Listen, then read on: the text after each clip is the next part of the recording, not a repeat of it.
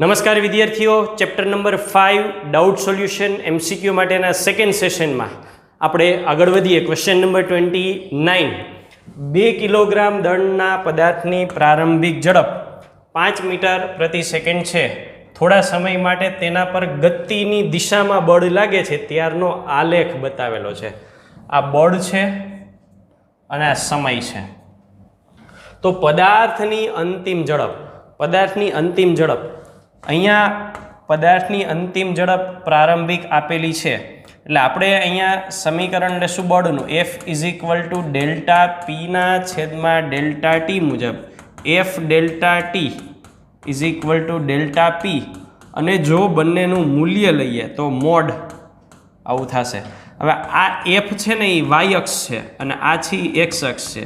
આ બેનો ગુણાકારી વેગમાનનો ફેરફાર આપે છે અને ગુણાકાર એટલે ચેપ્ટર નંબર 3 માં આપણે કીધું હતું કે આપણે ગ્રાફનું ક્ષેત્રફળ શોધવાનું થાય, બરાબર. એટલે ચેપ્ટર 3 સાથે લિંક થાય છે. હવે ક્ષેત્રફળ ટોટલ કેટલા સેક્શન છે એનું શોધતા જઈએ. આ પહેલો સેક્શન થશે. પહેલો સેક્શન આટલો થશે. આ પાયો કેટલો? 2 નો. વેધ કેટલો? 4 નો. એટલે પહેલો સેક્શન છે એના માટે ક્ષેત્રફળ અહીંયા લખું A1 1/2 પાયો ગુણ્યા વેધ એટલે 4. પછી બીજો સેક્શન એટલે લંબચોરસ છે 2 અને 4 એટલે 2 ગુણ્યા 4 8 થશે. ત્રીજો સેક્શન માટે 2 ભાગ કરવા પડશે. એક આ ભાગ અને આ ભાગ. આ કેટલો? તો કે આ છે 0.5 નો જ થશે ને. આ કેટલો? 2.5. તો 2.5 ગુણ્યા 0.5 વત્તા આ ત્રિકોણ છે. આ કેટલું થશે? આ 2.5 થી 4 એટલે 1.5 પ્લસ 1/2 પાયો ગુણ્યા વેધ. ચાલો આનું સાદુરૂપ શું થશે? તો કે આ થશે 1.25 વત્તા 1.5 ગુણ્યા 0.5 એટલે 0.75 અને એના ભાગ્યે 2 એટલે 0.75 ભાગ્યા 2 એટલે 0.375 થશે. આનો જે જવાબ આવે એ. અને A4 કેટલા? તો કે એ તો આટલો જ સેક્શન થશે. 2.5 ઊંચાઈ અને પહોળાઈ 4.5 થી 6.5 એટલે 2 એટલે 2 ગુણ્યા 2.5 = 5. આનો સરવાળો આપણે કેલ્ક્યુલેટરથી કરીએ તો આ થશે 2.5 ગુણ્યા 0.5 એટલે 1.25. પછી આ થશે 0.5 ગુણ્યા 1.5 ભાગ્યા 2 0.375 અને આ થયું ટોટલ 1.625. ચાલો હવે એનો ઉપયોગ અહીંયા કરીએ. આ ચારેયનો ટોટલ ક્ષેત્રફળ કેટલું થાય? તો કે 8 ને 4 12, 12 ને 5 17 ને 18, 18.625 થયું. એટલે હવે અહીંથી હું ડાયરેક્ટ આ મૂકવાનું શરૂ કરું તો કે F ડેલ્ટા ટી = ડેલ્ટા પી 18.625 દળ અંતિમ વેગ માઇનસ પ્રારંભિક કેટલો આપેલો છે? 5. દળ કેટલું આપેલું છે? તો કે 2. ચાલો સાદુરૂપ કરો. આનું સાદુરૂપ કરશો એટલે 18.625 ભાગ્યા 2 4.3125 = V - 5. તો V = 5 ને 4 9.3125 છે. આની આસપાસ કોઈ આન્સર? યસ, આ આન્સર એની નિયરેસ્ટ થશે. ચાલો નેક્સ્ટ ક્વેશ્ચન ઉપર આવીએ. 3 કિલોગ્રામ પદાર્થ પર લાગતું બળ અને સમય આ મુજબ આપેલો છે. તો પદાર્થે પ્રાપ્ત કરેલું વેગમાન અગેઇન સેમ પેટર્ન થશે. F ડેલ્ટા ટી = ડેલ્ટા પી. ચાલો પ્રાપ્ત કરેલું વેગમાન એટલે પ્રારંભિક આપણે 0 ગણી તો P -0 સદિશની કોઈ જરૂર નથી. ચાલો ક્ષેત્રફળ કેટલું થશે? આનું ત્રિકોણ આ 10 અને 2 1/2 પાયો ગુણ્યા વેધ એટલે ત્રિકોણનું 10. પછી આ 10 અને આ કેટલું થાય? 2 થી 6 એટલે 4 અને ઊભું 10. 10 ચોકું 40. P = કેટલા થશે? 50. નેક્સ્ટ, એક બંદૂક 1 સેકન્ડમાં m દળની n ગોળીઓ v જેટલી વેગથી છોડે છે તો ગોળીઓ દ્વારા બંદૂક પર લાગતું બળ repeat question. F is equal to delta P by delta T is equal to MV by delta T, પણ ગોળી એક નથી, ઘણી બધી છે. કેટલી છે? એન ગોળીઓ. તો N MV upon delta T 1 સેકન્ડમાં કીધું છે, એટલે ડેલ્ટા ટીની બદલે 1, તો કેપિટલ એન સ્મોલ એમ વી, એટલે આન્સર થશે આ મુજબ. ચાલો નેક્સ્ટ. 2 કિલોગ્રામ દળનો એક પદાર્થ 100 મીટર પ્રતિ સેકન્ડની ઝડપથી દિવાલ સાથે અથડાઈને તેટલી જ ઝડપથી પાછો ફેંકાય છે, તો 1/50 સેકન્ડમાં એના પર લાગતું બળ. રિપીટ ક્વેશ્ચન છે again. F is equal to delta પીના છેદમાં delta T is equal to M. 100 metre પ્રતિ સેકન્ડ આ પ્રારંભ અને આ અંતિમ, એટલે આ દિશાને અંતિમને પ્લસ કહીએ તો આ માઇનસ, તો પહેલી વખત 100 અંતિમ માઇનસ પ્રારંભિક છેદમાં સમય 1/50 એમ દળ તરીકે આપેલું છે 2.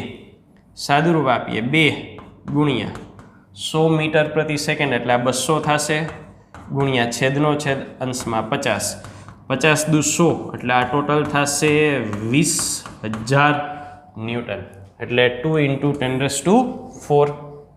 નેક્સ્ટ. 400 ગ્રામ દળનો દડો 5 મીટરની ઊંચાઈ પરથી નીચે પડે છે. જમીન પર ઊભેલો એક છોકરો બેટથી 100 ન્યૂટનનું બળ લગાડીને ઉધ્વ દિશામાં ફટકારે છે. ઉધ્વ દિશા એટલે અહીંયા બેટને આપણે આ રીતે રાખવાનું છે. આ બેટ છે, દડો ક્યાંથી પડે છે? તો કે દડા માટે આપણને જે સ્થિતિઓ કીધી છે 100 ન્યૂટન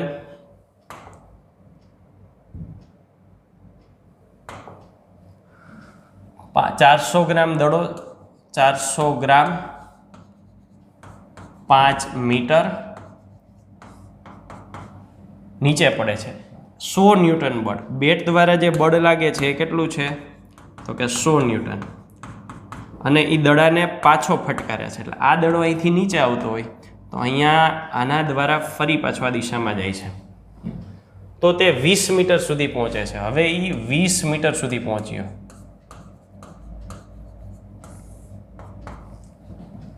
તો દડો બેટ સાથે કેટલા સેકન્ડ સુધી સંપર્કમાં હશે?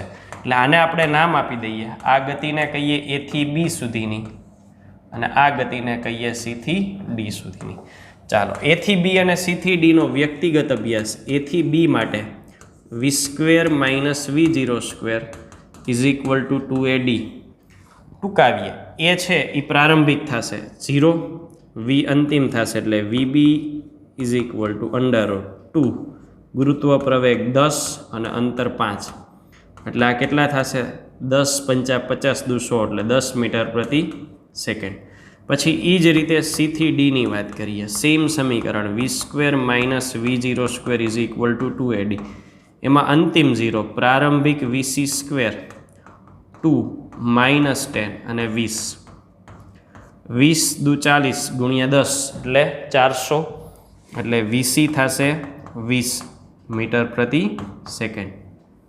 ચાલો આ બંને જગ્યાએ આપણે સ્થિતિઓ અનુસાર વેગ મેળવી લીધા.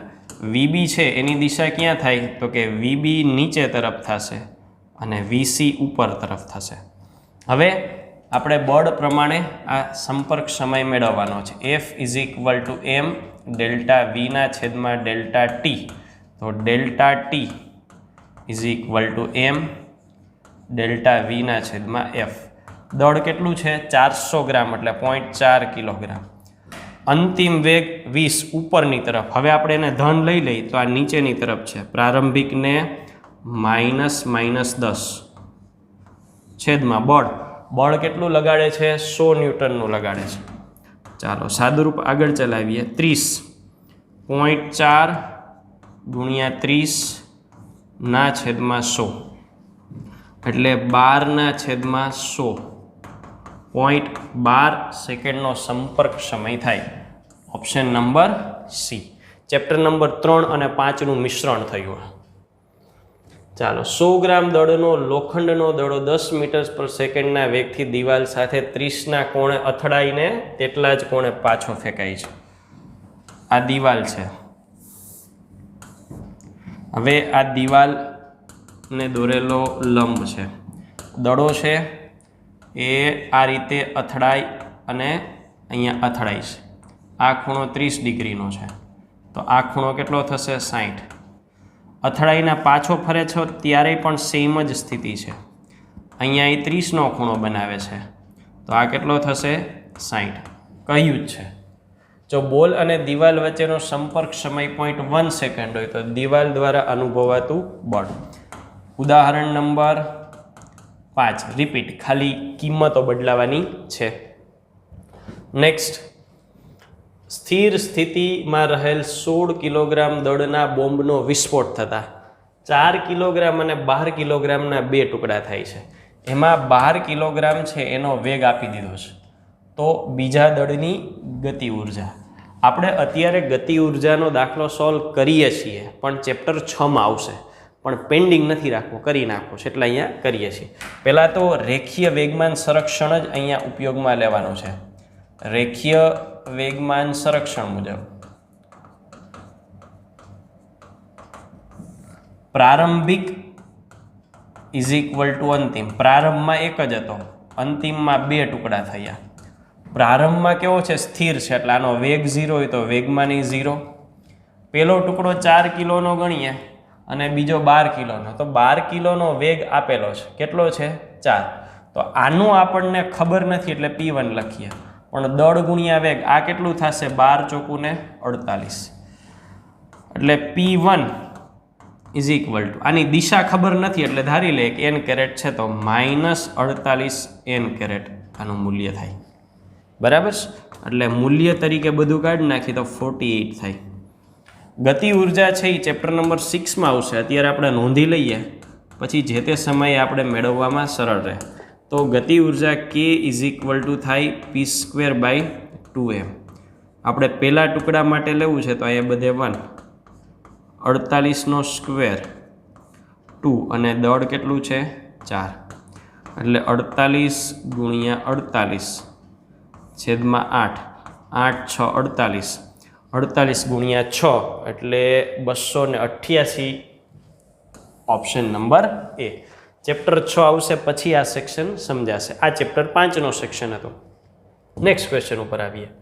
ચાલો, ક્વેશ્ચન નંબર 40. એમ દળની રેતી ભરેલી એક થેલીને દોરડા વડે લટકાવેલ છે. m/20 દળની ગોળી v જેટલા વેગથી તેના પર છોડતા તે ઘૂસી જાય છે, તો થેલીનો અંતિમ વેગ. પેલા ઘટનાને આપણે સમજીએ. પ્રારંભ શું છે અને અંત શું છે? પ્રારંભ શું છે? તો કે એક થેલી છે એ ભરેલી છે રેતીથી, અને એ રેતીથી જે થેલી ભરેલી છે એ રેતી ભરેલી થેલી કેટલું દળ છે? તો કે આના દળને હું સ્મોલ m કહી દઉં છું. બરાબર છે? એક દોરડા વડે લટકાવેલ છે. m/20 દળની ગોળી v વેગથી તેના પર છોડ્યા પહેલાની, એટલે પ્રારંભિક સ્થિતિ શું હતી? તો કે આ ગોળી. ધ્યાનથી સમજજો, ગોળીનું દળ કેટલું છે? m/20. હવે આ છોડી નથી એટલે આનો વેગ 0 અને રેતી ભરેલી થેલી લટકાવેલી છે એટલે આનો વેગ 0. હવે પછીની સ્થિતિમાં શું થાય છે? તો કે ગોળીને છોડવામાં આવે છે. ગોળીને છોડવામાં આવે છે એટલે m/20 દળની ગોળી v વેગથી છોડવામાં આવે. અહીંથી છૂટી પણ હજી રેતીના થેલીને અથડાયેલી નથી, એટલે છૂટી ત્યારે એનો વેગ કેટલો છે? v. અને હું આ તરફની એની દિશા લઉં એટલે અહીંયા લખું છું i કેરેટ. આ જે સ્થિતિ છે એ કઈ ઘટના છે? તો કે અથડામણ પહેલાં. ગોળીએ ગતિ તો ચાલુ કરી દીધી છે પણ હજી અથડાઈ નથી. તો હવે પછીની ઘટના છે એમાં આપણે શું લેશું? તો કે અથડામણ બાદ. અથડામણ બાદ હવે એનું વર્ણન શું છે? છોડતા તેમાં ઘૂસી જાય છે. એ રેતીની જે થેલી છે એમાં ગોળી ઘૂસી ગઈ. આ ગોળી આમાં ઘૂસી ગઈ. ગોળી રેતીની થેલીમાં ઊભી રહી ગઈ, પણ રેતીની થેલી જે ગતિ કરશે ને એટલી જ ગોળી ગતિ કરશે. વ્યક્તિને ગોળી લાગે છે ને તો વ્યક્તિના શરીરમાં જઈને ગોળી ઊભી રહી જાય, પછી વ્યક્તિ જેમ લથડિયા ખાય જે દિશામાં દોડે એ દિશામાં ગતિ ગોળીની પણ થશે. એટલે હવે બે સંયુક્ત રીતે ગતિ કરવા માંડીએ. છે શું તો કે રેખીય વેગમાન સંરક્ષણનો નિયમ પ્રારંભિક ઇઝ ઇક્વલ ટુ અંતિમ. ચાલો, પ્રારંભિક સ્થિતિમાં ગોળીનું દળ m/20, એનો વેગ v_i. પ્રારંભિક સ્થિતિમાં રેતીનું વેગ 0 છે એટલે વેગમાન એ 0. અંતિમ સ્થિતિમાં બે ભેગા થઈ ગયા એટલે ટોટલ દળ કેટલું થયું m + m/20 અને વેગ છે એને હું કેપિટલ V થી દર્શાવી દઉં. તો સાદુરૂપ આપીએ, અહીંયા ધ્યાનથી જોઈએ તો m/20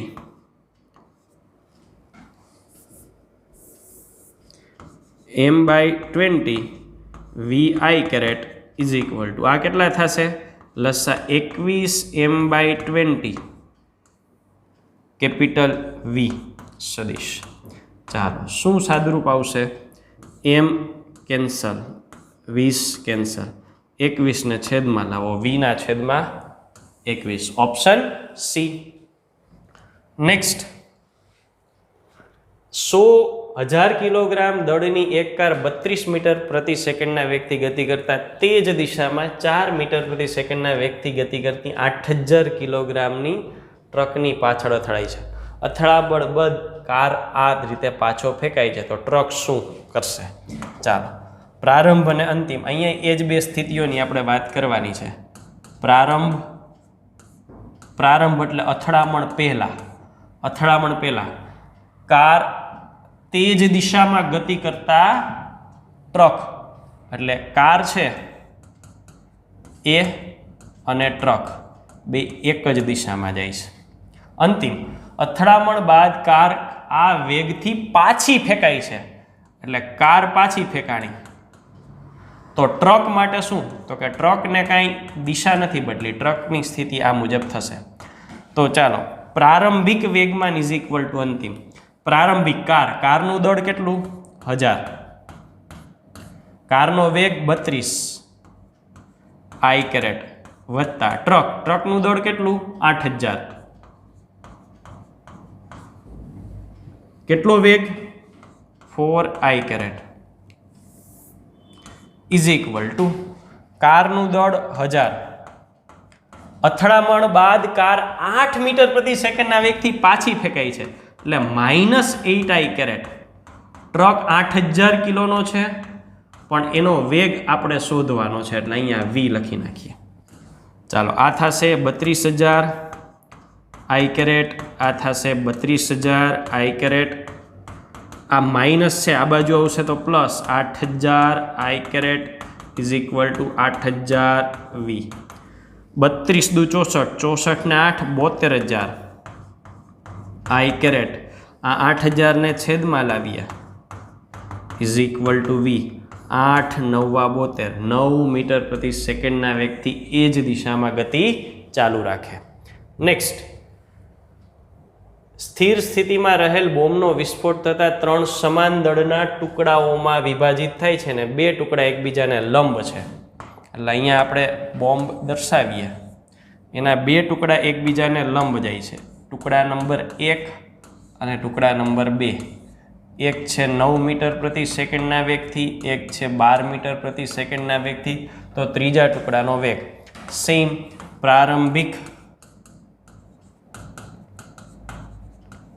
છેદમાં અંતિમ.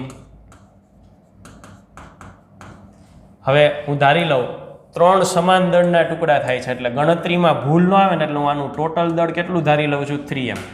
પ્રારંભિક 3m, સ્થિર છે એટલે વેગ 0, પછી 3 ટુકડા થયા એટલે આનું દળ m, આનું દળ m અને ત્રીજો ટુકડો ક્યાં જાય છે ખબર નથી પણ દળ તો એનું પણ m રહેશે.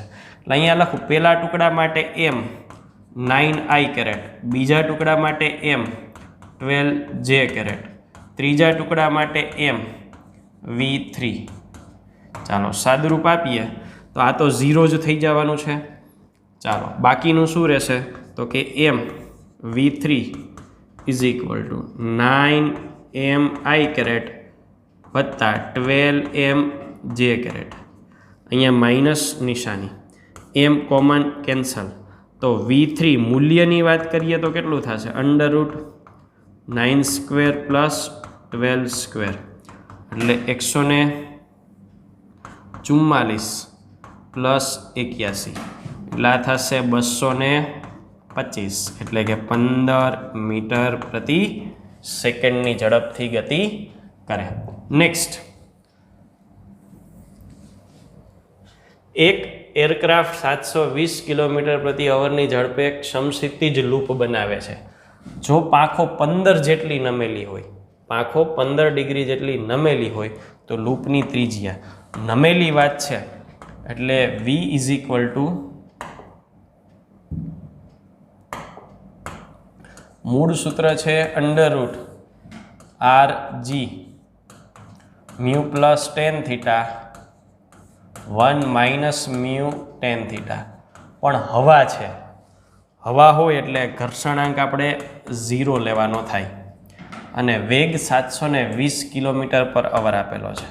એટલે પેલું કામ એને આપણે ફેરવીએ 720 કિલોમીટરના 1000 અને અવરના 3600, 360 દુ એટલે 200 થશે. 200 √ આપણને ત્રિજ્યા નથી ખબર, આર જી મ્યુ તરીકે તો 0 લેવાના છે એટલે ખાલી ટેન થીટા, થીટામાં કેટલા આપેલા છે 15 એટલે આરજી 10 15 આટલું જ બાકી રહેશે. ચાલો આર શોધવાના છે જી તરીકે 10 અને 10 15ની જે કિંમત આવે એ ઉપરથી આર આવશે, પણ આરનો એકમ મીટર થશે કારણ કે આપણે આને મીટર પ્રતિ સેકન્ડમાં ફેરવ્યા છે અને જવાબ આપણને શેમાં પૂછ્યો છે? કિલોમીટરમાં. તો આને મીટરમાંથી કિલોમીટરમાં રૂપાંતરિત કરવાના થશે. ચાલો નેક્સ્ટ, સાયકલ સવારને 34.3 મીટર પરિઘવાળા. ચાલો પેલી માહિતી શું છે? પરિઘ 2πr is equal two 34.3 metre એટલે 2 ગુણ્યા 3.14 ગુણ્યા r 34.3. આના પરથી r મેળવવાના થાય. પથને 22 સેકન્ડમાં પસાર કરવા માટે ટોટલ સમય છે એ √22 સેકન્ડનો કીધો છે.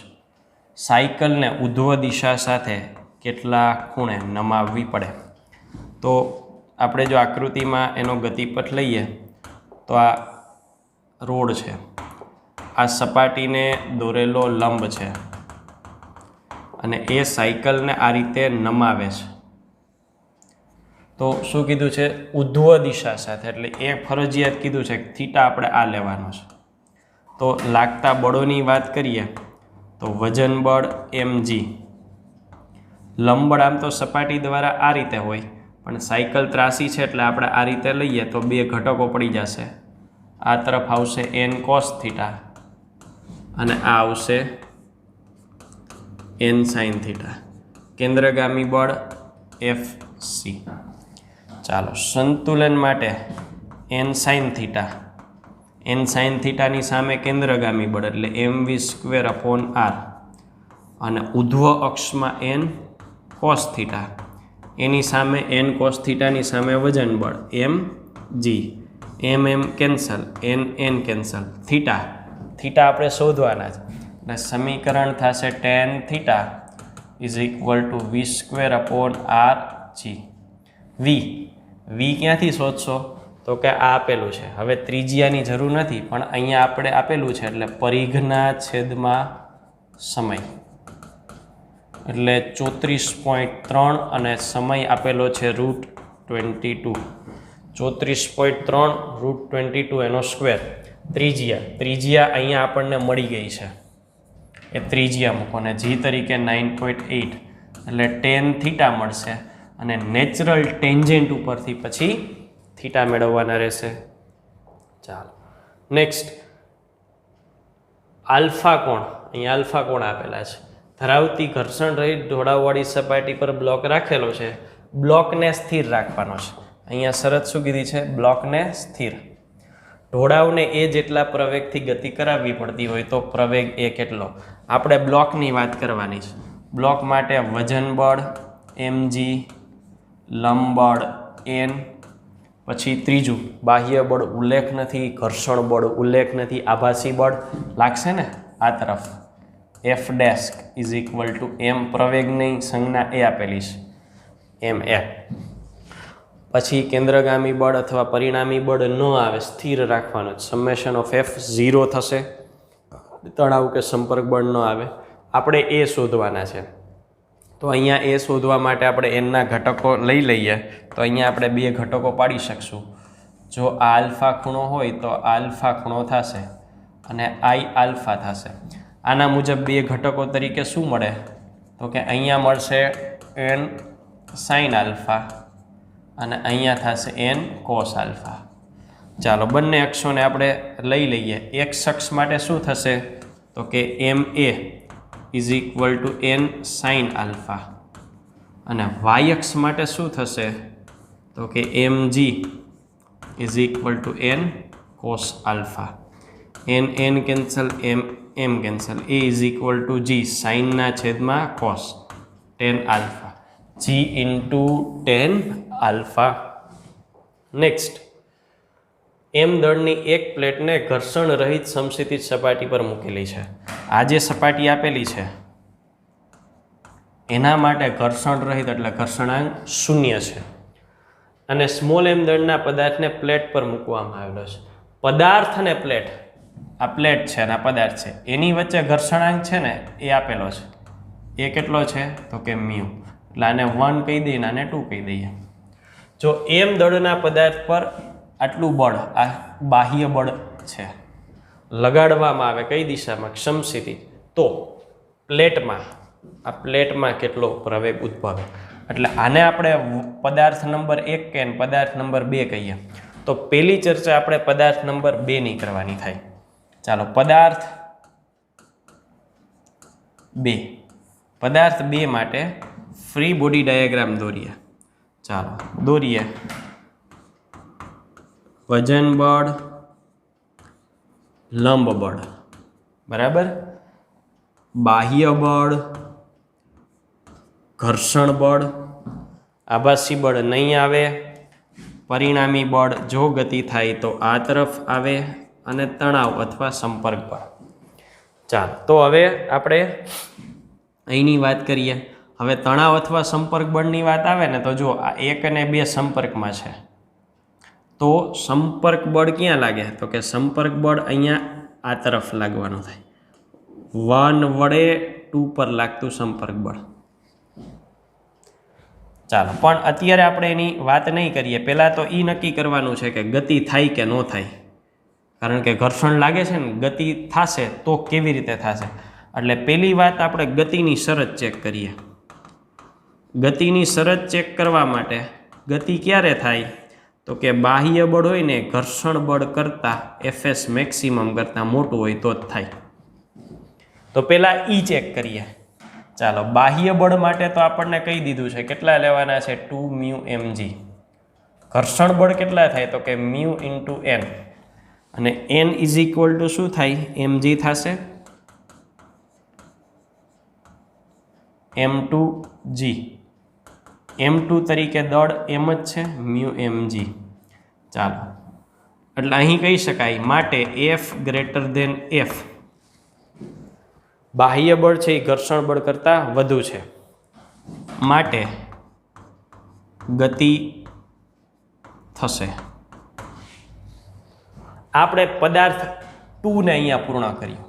હવે એ જ રીતે પદાર્થ 1 ને આપણે ચર્ચા કરવાની છે. પદાર્થ 1 વજન બળ, તો કે એનું દળ કેપિટલ M છે, કેપિટલ mg. લંબ બળ N1. બાહ્ય બળ નથી લાગતું. બાહ્ય બળ આના ઉપર લાગે છે, એક પર નથી લાગતું. ઘર્ષણ બળ લાગશે ને.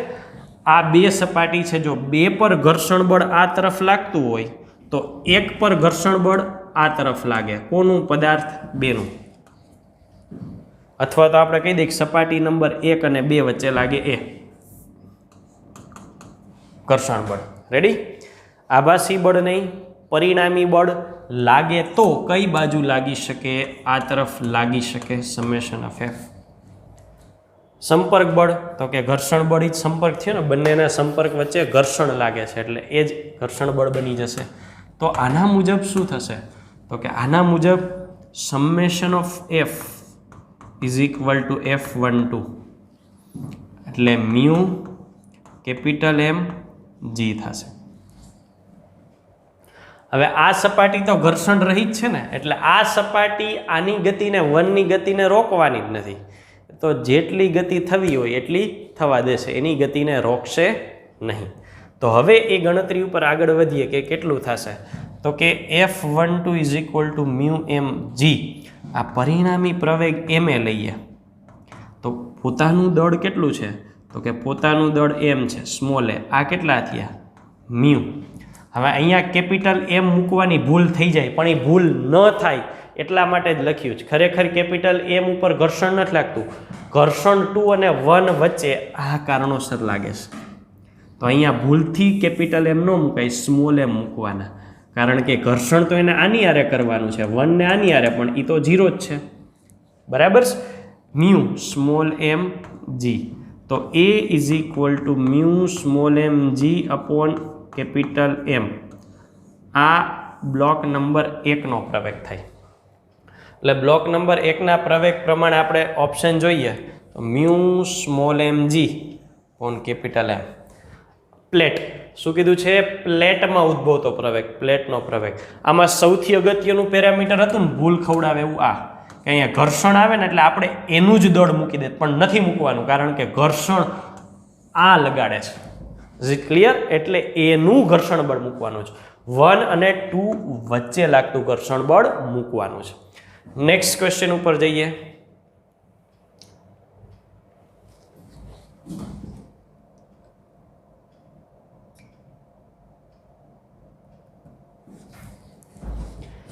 ચાર કિલોગ્રામ અને 2 કિલોગ્રામ દળના બ્લોક દોરી વડે બાંધેલા છે. 2 કિલોગ્રામ દળના બ્લોકને અચળ બળ F થી ખેંચવામાં આવે છે. ખરબચડી સપાટી છે અને ઘર્ષણાંક કેટલો આપેલો છે? 0.5. તો ઘર્ષણાંક 0.5 છે.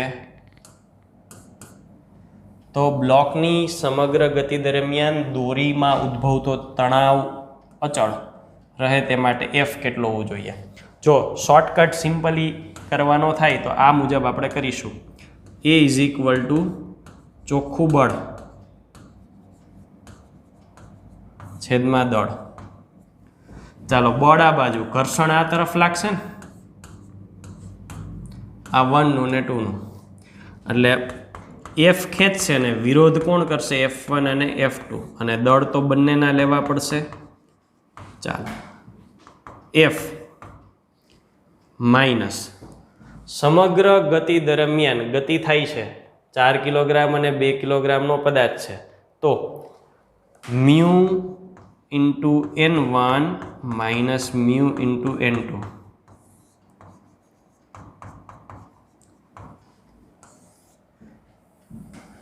ચાલો F માઇનસ મ્યુ કેટલા છે? 0.5 અને N1 એટલે mg 2 ગુણ્યા g માઇનસ 0.5 4 ઇન્ટુ g વત્તા 4 ને 2 6.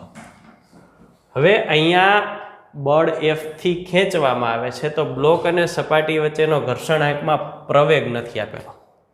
બરાબર, પ્રવેગ નથી આપેલો, બળ નથી આપેલું ને તણાવ નથી. તણાવનું ખાલી એટલું કીધું છે કે તણાવ કેવો રાખવાનો છે? અચળ રાખવાનો છે.